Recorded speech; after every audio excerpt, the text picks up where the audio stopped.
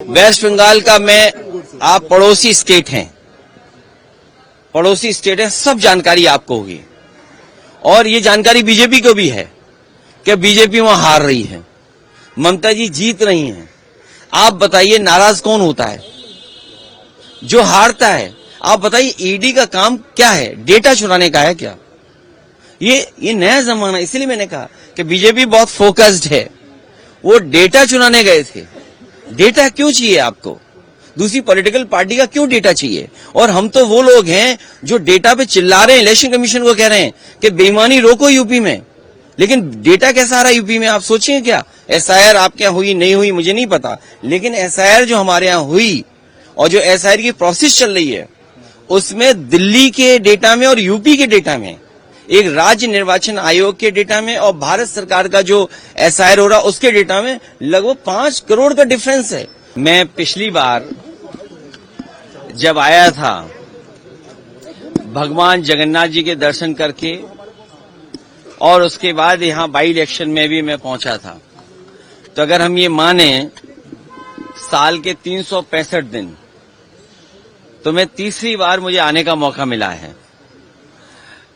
और उस समय जब बाई इलेक्शन था तो मैंने एक बात मंच के माध्यम से जनता के बीच में रखी थी कि हम पीडीए का पेड़ लगाने आए हैं और हमें उम्मीद है उड़ीसा की जनता, जो उनका पुराना समाजवादी आंदोलन रहा है जिसमें नेताजी और यहाँ के बहुत बड़े नेता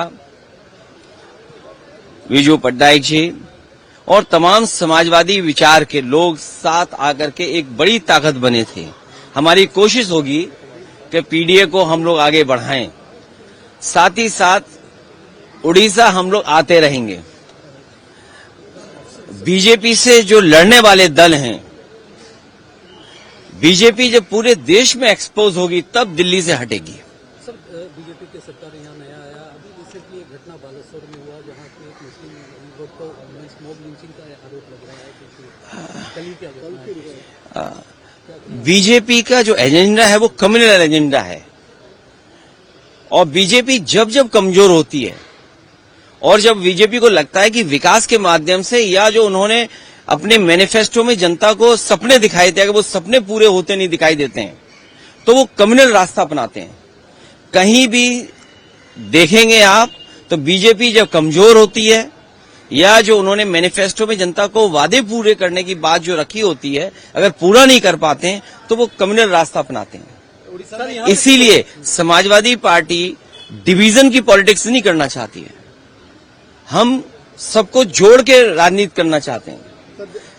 यही विजन जो कार्यक्रम जगह जगह कर रहे हैं, डिवीजन की पॉलिटिक्स खत्म हो, लोगों को जोड़ के एक साथ चलने की पॉलिटिक्स हो। बीजेपी सालों से राज था वो हटेगा। बीजेपी से सीखने को भी बहुत कुछ है। वो पॉलिटिकल पार्टी नहीं है, वो पॉलिटिकली प्रोफेशनली रन करते हैं अपने आप को। और जो नया जमाना है डाटा चोरी का, कभी सोचा था आपने 5 साल पहले 3 साल पहले कि इलेक्शन होने जा रहा हो, कोई पॉलिटिकल पार्टी अपनी एजेंसियां लगाए और डाटा चोरी करने के लिए जाएं? तो ये नए तरह की चीजें, प्रोफेशनल पॉलिटिक्स करती है बीजेपी प्रोफेशनल गिनती करके डेटा पे एक एक बिंदी बैठा करके तब फैसला लेते हैं। इसलिए जिसको हराना है बीजेपी को, उसको उसी तरीके से तैयारी करनी पड़ेगी। और बीजेपी का रिसोर्सेज की कोई कमी नहीं है। उड़ीसा उनके हाथ में, तो रिसोर्सेज की कहां कमी होगी? जो जिस स्टेट पर भंडार हो नेचुरल रिसोर्सेज का, और वो जनता के लिए आए, गरीब जनता के लिए रिसोर्सेज इस्तेमाल हो। लेकिन बीजेपी अपने आप को मजबूत करने के लिए रिसोर्सेज यूज करती है। समाजवादी पार्टी को लगाया 8 साल से उनको बॉलीवुड में काम नहीं मिला है, कम्युनल वजह से, मुस्लिम है इस वजह से। मैंने सुना नहीं उन्हें, लेकिन मुझे खुशी है इस बात की कि मैं ए आर रहमान का बहुत बड़ा फैन रहा हूं और उनके गाने रिलीज होने से पहले ही टॉप चार्ट पे रहते थे। जब तक लोगों के बीच में आते नहीं थे तो उससे पहले ही टॉप चार्ट में दिखने लगते थे। अपने देश के और दुनिया के बड़े हैं ए आर रहमान, पॉपुलर हैं। और मुझे खुशी इस बात की है कि नेताजी का एक दिन जब जन्मदिन मनाया था तो पूरे देश में अगर किसी गांव में उन्होंने परफॉर्म किया है तो वो हमारे गांव में परफॉर्म किया उन्होंने। और आर्ट के लिए, म्यूजिक के लिए, कल्चर के लिए किसी को भेदभाव की नजर से नहीं देखना चाहिए। नहीं, मैं तो अपने यहाँ जानता हूँ, यूपी में जानता हूँ, जो लोग जीत नहीं सकते चुनाव वो बॉलीवुड के एक्टर्स का नाम लेते हैं। उन्होंने कहा बॉलीवुड एक्टर्स की फिल्म ना देखी हो। हमारे यहाँ कई नेता ऐसे हैं जिन्होंने बॉलीवुड की फिल्म ही देखी।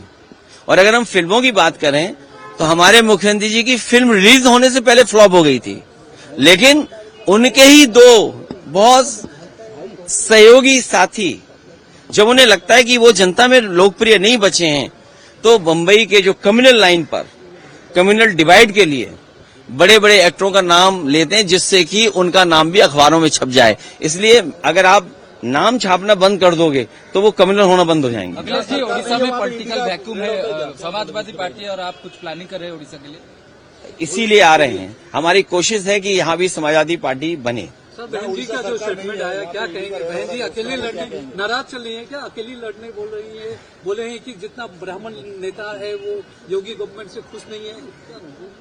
नहीं, वो तो अच्छा कहा उन्होंने, वो ठीक कहा, क्योंकि वहां पर ब्राह्मण नेता सब नाराज हैं। उन्होंने एक दावत की थी बाटी चोखा की बैठ करके। हम इंतजार कर रहे हैं कि वो नेता कब खड़े होंगे। कहीं ऐसा तो नहीं कि जैसे वहां 3 प्रतिमाएं लगी हैं और प्रतिमाएं कभी हिलती नहीं है, न बोलती हैं।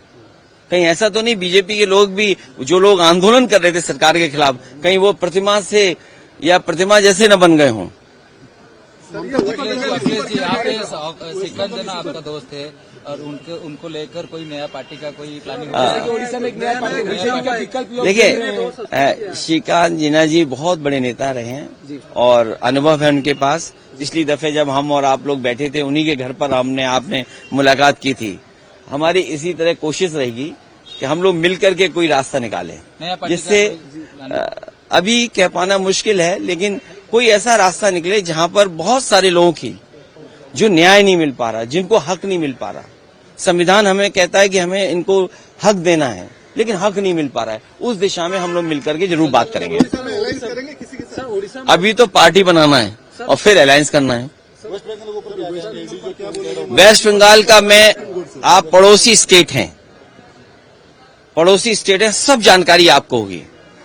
और ये जानकारी बीजेपी को भी है कि बीजेपी वहां हार रही है, ममता जी जीत रही हैं। आप बताइए नाराज कौन होता है? जो हारता है। आप बताइए ईडी का काम क्या है? डेटा चुराने का है क्या? ये नया जमाना, इसलिए मैंने कहा कि बीजेपी बहुत फोकस्ड है। वो डेटा चुराने गए थे। डेटा क्यों चाहिए आपको? दूसरी पॉलिटिकल पार्टी का क्यों डेटा चाहिए? और हम तो वो लोग हैं जो डेटा पे चिल्ला रहे हैं, इलेक्शन कमीशन को कह रहे हैं कि बेईमानी रोको यूपी में, लेकिन डेटा कैसा आ रहा है यूपी में? आप सोचिए क्या एसआईआर आपके यहाँ हुई नहीं हुई मुझे नहीं पता, लेकिन एसआईआर जो हमारे यहाँ हुई और जो एसआईआर की प्रोसेस चल रही है, उसमें दिल्ली के डेटा में और यूपी के डेटा में, एक राज्य निर्वाचन आयोग के डेटा में और भारत सरकार का जो एसआईआर हो रहा उसके डेटा में लगभग 5 करोड़ का डिफरेंस है। और तब जब बीएलओ एक है तो सोचिए कितनी बड़ी डेटा की हेराफेरी कर रहे हैं। वहां ईडी नहीं भेज रहे, वहां भी भेजे ईडी, राज्य चुनाव आयोग के वहां पर भेजे ईडी। और ईडी को किसने नहीं देखा? पूरे महाराष्ट्र के नेताओं के खिलाफ ईडी थी, सीबीआई थी, इनकम टैक्स था। कोई नेता हमें बता दो महाराष्ट्र का जिसके खिलाफ ईडी सीबीआई इनकम टैक्स नहीं थी, एक नेता का नाम हमें बता दो। तो बीजेपी का वो सहयोगी दल है ईडी सीबीआई इनकम टैक्स। जैसे हमारे प्रकोष्ठ होते हैं, यूथ है, महिला विंग है, इसी तरह बीजेपी के वो विंग हैं। वो बीजेपी उनसे समय समय पे काम लेती है। चाहे वो बिहार का इलेक्शन हो तो बिहार में काम लेंगे, अभी यूपी में इलेक्शन हो तो यूपी में काम लेंगे, लेकिन उनके नेता कुछ भी करेंगे। जैसे हम तो आपको राय देते हैं, खांसी हो तो यूपी वाले कोडिन मत लेना, बीजेपी वाली कोडिन मत लेना। वो खांसी की जो दवा है वो जान ले लेती है, बच्चों की जान गई सोचिए आप। तो वहां ईडी क्यों नहीं जा रही है? वहां इनकम टैक्स के लोग क्यों नहीं जा रहे हैं? और ईडी ने खुद बोला है एक जगह पर कि 800 करोड़ का घोटाला है। 800 करोड़ तो प्राइमरी उसमें इंक्वायरी में दिख रहा है। ये ईडी सीबीआई वहां जाती है जहां बीजेपी को किसी को परेशान करना हो। दिल्ली के मुकाबले AQI उड़ीसा में भी बढ़ गया, दिल्ली से ज्यादा बढ़ गया, इसलिए माहौल ये हो रहा है, इसलिए आए हैं। नहीं, हाँ पेड़ तो ज्यादा है, लेकिन AQI क्यों बदल रहा है ये तो समझ में नहीं आ रहा। ऑटोमोबाइल की वजह से, इंडस्ट्री की वजह से। दिल्ली के AQI तभी ठीक हुआ जब बीजेपी हटेगी। बीजेपी यहाँ पे ट्राइबल सेल को देके सोशल जस्टिस इम्प्लीमेंट किए है। इंडियन इकोनॉमी को प्रेस किया है, ये ग्रोथ इंजन है, रिमार्केबल है। देखिए IMF ने पहले क्या कहा था, इससे पहले भी कुछ कहा था, और फिर जब हमारे कितना उधार है, सोचिए उधार कितना है, प्रति व्यक्ति आय नहीं बता पा रहे। आपके मुझे उड़ीसा का डेटा अगर सही हो तो जिन लोगों को राशन मिल रहा है, जिन लोगों को राशन मिल रहा है, अगर IMF इतनी तारीफ बीजेपी की कर रही है तो मैं अपने पत्रकार साथी से कहूंगा कि जो व्यक्ति राशन पा रहे हैं उनका प्रति व्यक्ति आय क्या है, पर कैपिटा इनकम क्या है उनकी, वो कभी नहीं बताएंगे। सोशल जस्टिस को लेकर उड़ीसा के बारे में हम सोशल जस्टिस को लेकर के आगे बढ़ेंगे, जिससे न्याय मिले, हक मिले, सम्मान मिले। आदिवासी मुख्यमंत्री है, बीजेपी आदिवासी मुख्यमंत्री है। इलेक्शन में ये बोलेंगे कि बीजेपी से सीखना है, प्रोफेशनली चुनाव लड़ना है। अगर आप पुराने ढर्रे से चुनाव लड़ोगे तो बीजेपी का मुकाबला नहीं कर पाओगे। बीजेपी को हराने के लिए बीजेपी से अच्छा चुनाव लड़ना पड़ेगा।